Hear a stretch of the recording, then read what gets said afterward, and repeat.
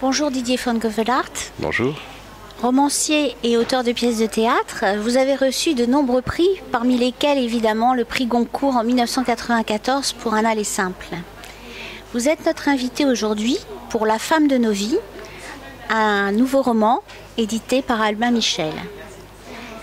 La femme de nos vies est un roman dans lequel histoire et fiction s'entremêlent. Vous y racontez l'histoire d'un jeune garçon, David Rosfeld, sauvé de la mort par une Allemande, officier de la Wehrmacht, Ilsa Schaeffner. Et c'est une histoire à la fois belle et terrible, à laquelle on a vraiment envie de croire. Et on se demande si vous êtes inspiré de faits réels.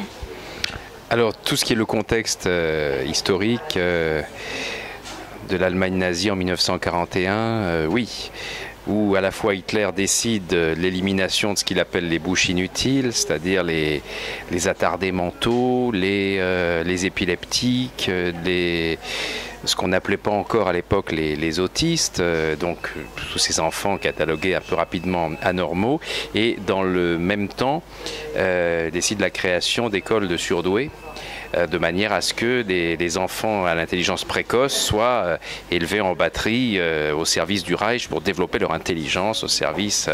Et mon héros va se retrouver dans les deux catégories, c'est-à-dire que pour échapper pour le sauver, cette jeune femme qui dirige une de ces écoles de surdoués va le faire passer pour un enfant surdoué. Et il va se retrouver, lui qui est comprenait pour un débile parce qu'il ne parlait pas aux humains, c'est un petit garçon de ferme qui ne parlait qu'aux vaches et aux veaux.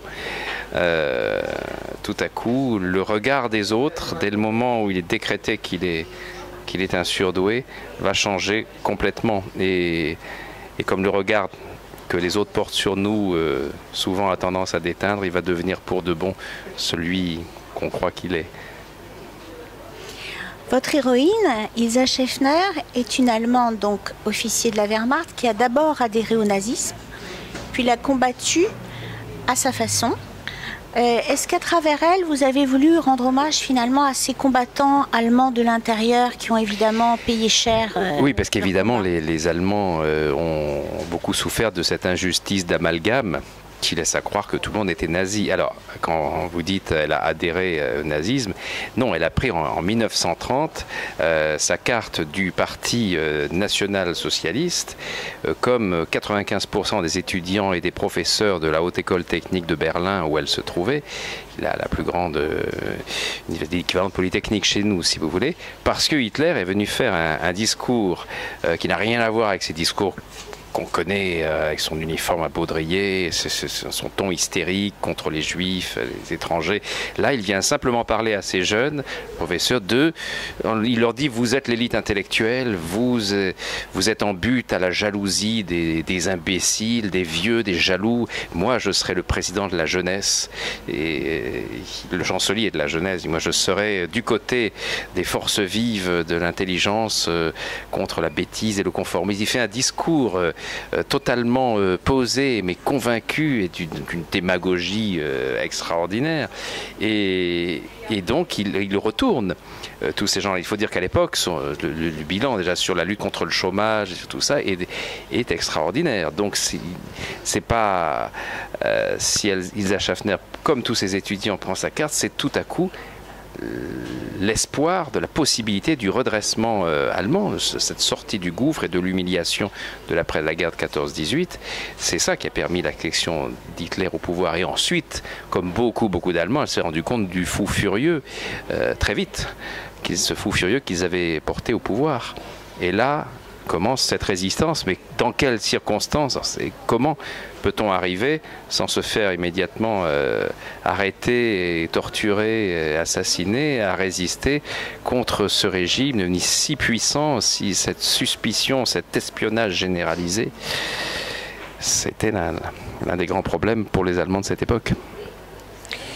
Alors, le destin de votre héros et narrateur, David Rosfeld, transforme votre récit en véritable roman d'aventure.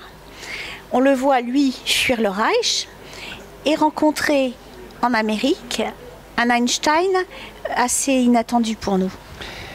C'est Ilsa Schaeffner qui le fait sortir d'Allemagne et qui l'envoie en mission auprès d'Einstein, qui a été son professeur et qui qui s'est exilé aux États-Unis à l'arrivée des nazis au pouvoir. Et lorsque, suite à un voyage homérique en sous-marin des services secrets jusqu'aux États-Unis, jusqu'à Long Island, il découvre Einstein, et en effet, ce plus grand physicien du monde est une sorte de vieillard précoce, mis au banc de la société, abandonné par tout le monde. Il s'est mis au service des États-Unis en guerre, mais tout ce qu'on lui donne à faire, c'est de refaire le design d'une nouvelle torpille pour l'US Navy, parce qu'il est soupçonné par le patron du FBI, Edgar Hoover, d'être un agent soviétique. Et la folie paranoïaque de cet homme qui pendant 50 ans dirige le FBI et a juré d'avoir la peau d'Einstein, fait que lui, dont les travaux ont servi de base à la bombe atomique, lui, grâce à qui les États-Unis ont décidé de construire cette bombe atomique après sa fameuse lettre à Roosevelt pour lui dire les Allemands la construisent, la mort dans l'âme, je vous dis, vous devez vous aussi, pour éviter la destruction, construire cette bombe. Il ne reçoit pas de réponse à cette lettre, il pense qu'elle n'a pas été prise au sérieux. En réalité, les Américains construisent la bombe atomique en secret. Tous les plus grands physiciens, tous les amis d'Einstein sont dans le secret, enterrés dans le désert à Fort-Alamo, et Einstein est le seul à ne pas être au courant. Tous ses amis lui mentent, et celui qui viendra lui dire la vérité, c'est ce petit David Roosevelt qu'on lui envoie. Et il va se nouer un lien très fort entre, évidemment, lui il voit tout de suite que ce gamin n'a rien d'un surdoué de la physique, mais il va s'arranger pour qu'il le devienne. Il va lui payer ses études à Princeton, et à partir de là commence ce destin formidable. En fait, c'est ce lien entre ces deux hommes qui arrive dans le vide paternel que connaît Einstein, dont l'un de ses fils est interné pour schizophrénie, il ne sortira jamais, il est à Zurich, il ne sortira jamais de son institut psychiatrique, et voilà, ce gamin échappé, lui, d'un hôpital psychiatrique, parce qu'on l'a transformé en surdoué pour lui sauver la vie, va profondément toucher Einstein. Alors, Ilsa Schechner, votre héroïne, est aussi une remarquable pédagogue. Et votre livre, c'est un très beau livre aussi, parce que c'est un livre sur la transmission et sur l'initiation, bien sûr, mais la transmission avant tout. Elle se retrouve avec cet enfant qu'elle doit faire passer pour un vrai surdoué auprès des SS qui supervisent l'organisation de son école.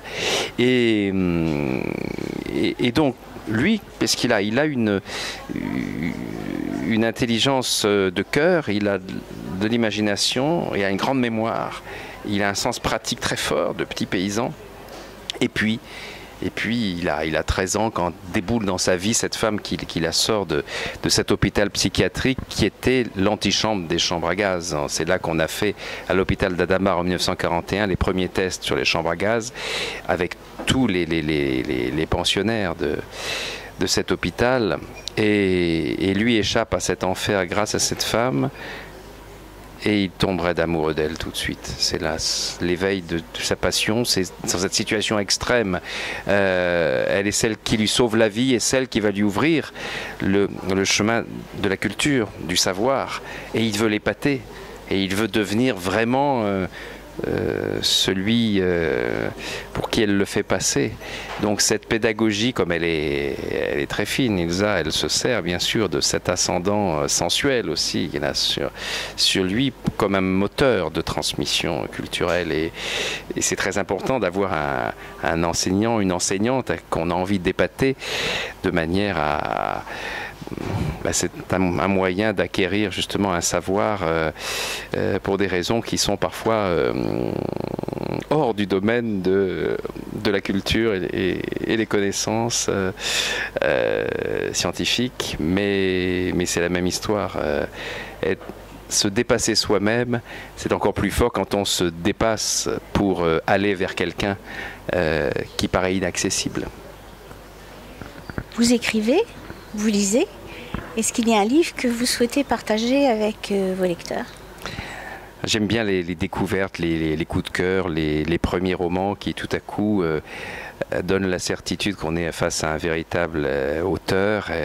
Et c'est un roman de Christelle Noir qui s'appelle La Confession des anges, qui est paru chez Prisma, qui a obtenu il y a quelques mois le prix du premier roman de femme. Et c'est un livre magnifique sur la transmission, là encore, d'un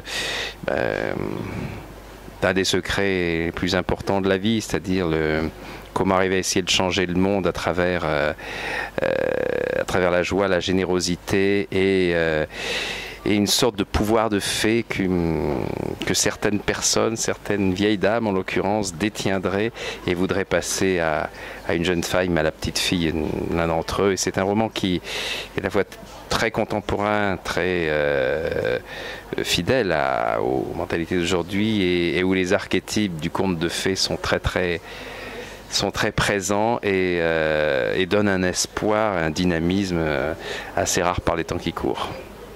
Merci Didier van Collaert. Merci.